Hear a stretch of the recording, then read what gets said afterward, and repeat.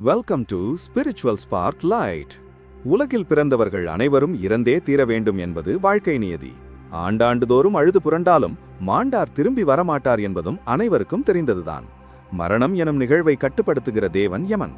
அவனுக்கு யமதருமன் என்றும் தர்மராஜன் என்றும் பெயருண்டு. காலம் தவறாமல் உயிர்களை கவர்வதால் அவனுக்கு காலன் என்ற பெயரும் உண்டு. அஷ்டதிக் பாலகர்களில் தென்திசை காவலன் யமன். இவன் மகாவிஷ்ணுவின் பாரம்பரியத்தில் தோன்றியவன். மகாவிஷ்ணுவிடமிருந்து தோன்றியவர் பிரம்மதேவன். அவரிடமிருந்து தோன்றியவர்கள் மரிசி, காசியபர், சூரியதேவன் ஆகியோர். சூரியனிடமிருந்து தோன்றியவன் யமதருமன். அவனுக்கு சூரியபுத்திரன் என்ற பெயரும் உண்டு. விஸ்வகர்மா எனும் தேவலோகச் சிற்பியின் மகள் சம்ஜனா. இவளை சூரியதேவன் மணந்தார். அவர்களுக்கு மனு, யமன் என 2 புத்திரர்களும் யமி என்ற மகளும் தோன்றினர்.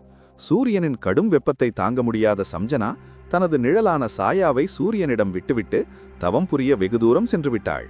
சாயாவையே சம்ஜனா என எண்ணிக்கொண்டிருந்த சூரியதேவனுக்கு அவள் மூலம் 3 குழந்தைகள் பிறந்தனர்.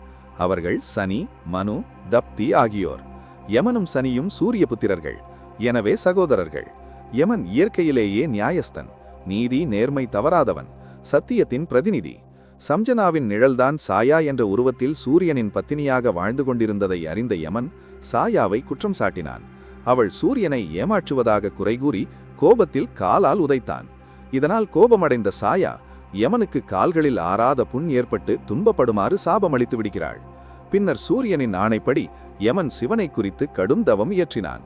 சிவபெருமான் தோன்றி அவனை தென்திசைக்கு காவலனாக்கி மனித உயிர்களின் ஆயுள் முடியும் போது அவற்றை கவர்ந்து பாவங்களுக்கேற்ப தண்டனை அளிக்கவும் புண்ணிய பலன்கள் அளித்து வாழ வழி செய்வதற்கும் அதிகாரத்தை வழங்கி அவனை நரகலோகம் எனும் யமலோகத்துக்கு அதிபதியாக்கினார். 2 கூரிய சிகரங்களின் இடையே அதலபாதாளத்தில் அக்னி ஆறு. சிகரங்களை இணைத்து கட்டப்பட்ட ஒரு தலைமுடியில் ஒரு சிம்மாசனம் கட்டி தொங்கவிடப்பட்டிருக்க அதில் அமர்ந்துதான் யமதருமன் நீதி வழங்குகிறான். அவனது நீதியின் தன்மை எள்ளளவு மாறினாலும் அந்த சிம்மாசனம் அருந்து அதனுடன் யமனும் அக்னி ஆற்றில் விழுந்து விடுவான். இத்தகைய சூழ்நிலையில்தான் யமன் நியாயம் வழங்கிக் கொண்டிருக்கிறான். சிவபெருமான் தனது வாகனத்துக்கு சமமான ஒரு வாகனத்தை யமனுக்கு தர விரும்பினார். ரிஷபத்தைப் போலவே தோற்றமுடைய கரிய எருமை மாடு ஒன்றை உருவாக்கி யமனுக்கு வாகனமாக அருளினார். விஷ்ணுவின் அம்சமான யமனுக்கு ஜீவன்களின் பாப புண்ணியங்களை அனுசரித்து நீதி வழங்கும் அதிகாரத்தையும் அளித்தார். இந்த பணியை தவறின்றி செய்ய யமனுக்கு பல தடவை அக்னி பரீட்சை நிகழ்ந்தது. அவற்றிலெல்லாம் தவறாமல் தனது கடமையை செய்தவன் யமதருமன்.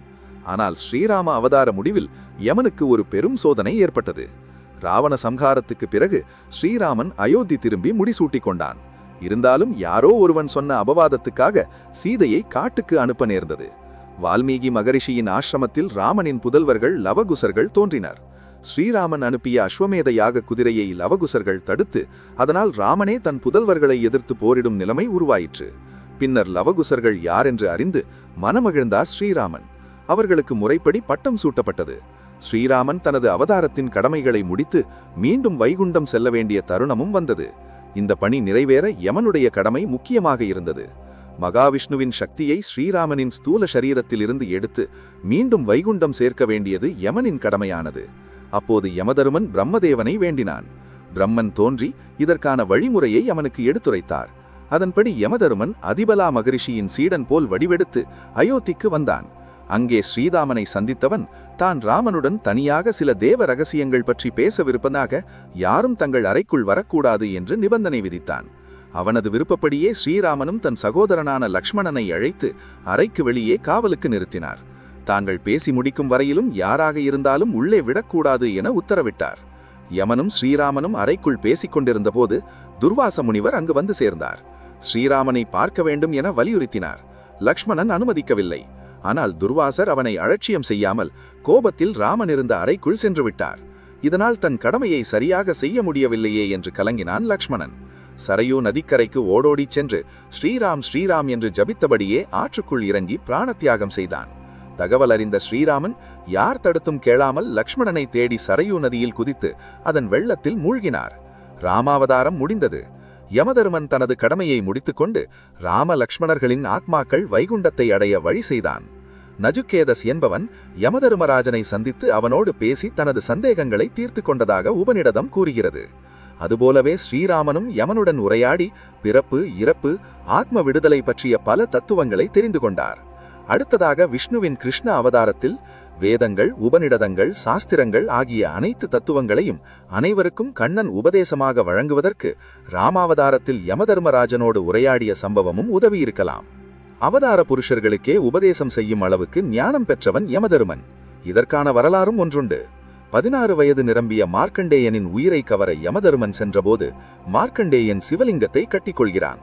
மார்க்கண்டேயன் மீது யமன் வீசிய பாசக்கயிறு சிவபெருமான் மீதும் விழுந்தது. சிவன் கோபத்துடன் யமனை தண்டித்து தடுத்ததுடன் மார்க்கண்டேயனுக்கு என்றும் 16 வயது என்று அருள் புரிந்தார். அந்த தருணத்தில் சிவபெருமான் கோபத்தில் காலனை காலால் உதைத்தார் என்ற வரலாறு உண்டு. இதற்கும் ஒரு உட்பொருள் இருந்தது. நீதியும் நேர்மையும் தவறாமல் சத்தியத்தை காக்கும் பொறுப்பேற்ற யமதருமன் அதற்கான மனோபலம் பெறுவதற்காக ஆதிசக்தியை குறிக்கு கடும் தவம் இயற்றினான். அம்பிகை தோன்றி அருள் புரிந்து அளப்பரிய ஞானத்தை நல்கினாள். ஆதிசக்தியின் திருவடிகள் தன் மார்பின் மீது பட வேண்டும் என்று விரும்பினான் யமன். காலம் வரும்போது அது கைகூடும் என்று கூறி மறைந்தாள் ஆதிசக்தி. மார்க்கண்டேயனை காப்பாற்றிய போது சிவபெருமான் தனது இடது காலால் காலனை உதைத்தார். அர்த்தநாரீஸ்வரரான சிவபெருமானின் இடது கால் அன்னை ஆதிசக்தியின் கால் அல்லவா? ஆக யமன் வேண்டிக் கொண்டபடியே அன்னையின் திருப்பாதங்கள் அவன் மார்பில் பட்டது. ஞானம் வேண்டி யமன் செய்த தவம் பூர்த்தியானது. பல்வேறு யுகங்களில் யமனும் சில அவதாரங்கள் எடுத்து அருள் புரிந்ததாக புராண வரலாறுகள் உண்டு. மகாபாரத காலத்தில் யமதருமனின் அம்சத்தில் தோன்றியவர்தான் விதுரர். அவர் கூறிய நீதிகளும் வழிகாட்டிய சன்மார்க்க வழிகளும் விதுர நீதி என்ற நூலாக நமக்கு கிடைத்துள்ளது. பாண்டவர்களில் மூத்தவரான தர்மமும் குந்தி தேவிக்கு யமதருமனின் அனுக்கிரகத்தால் பிறந்தவர். எந்த நிலையிலும் தர்மம் தவறாது அரசு புரிந்த யுதிஷ்டிரர் யமதருமனின் அம்சம் என்பது குறிப்பிடத்தக்கது. யமன் என்றதும் மரணம் என்று பலர் சிந்திக்கின்றனர். பாசக்கயிறை போட்டு உயிரை எடுத்து நரகத்தில் தள்ளும் கொடிய தேவதையாக நினைத்து பயப்படுகின்றனர். ஆசையிலும் பேராசையிலும் மூழ்கி பொன், பொருள், புகழ் ஆகியவற்றை நம்பியே வாழ்பவர்கள் மரணத்துக்கு பயப்படுவார்கள். மரணமில்லா பெருவாழ்வு பெறுவதற்கு தவம் செய்பவர்கள் மரணத்துக்கு பயப்படுவதில்லை. யமன் எனும் தர்மராஜனை அவர்கள் தரிசிக்க விரும்புகிறார்கள். சத்தியத்தை கடைபிடித்து நீதியும் நேர்மையும் தவறாமல் வாழ்பவர்களுக்கு மரண பயம் இருக்காது. மேலும் இதுபோன்ற சுவாரஸ்யமான வீடியோக்களுக்கு வீடியோவை லைக் பண்ணுங்க, ஷேர் பண்ணுங்க மற்றும் சுவாரஸ்யமான வீடியோக்களுக்கு சப்ஸ்கிரைப் பண்ணுங்க.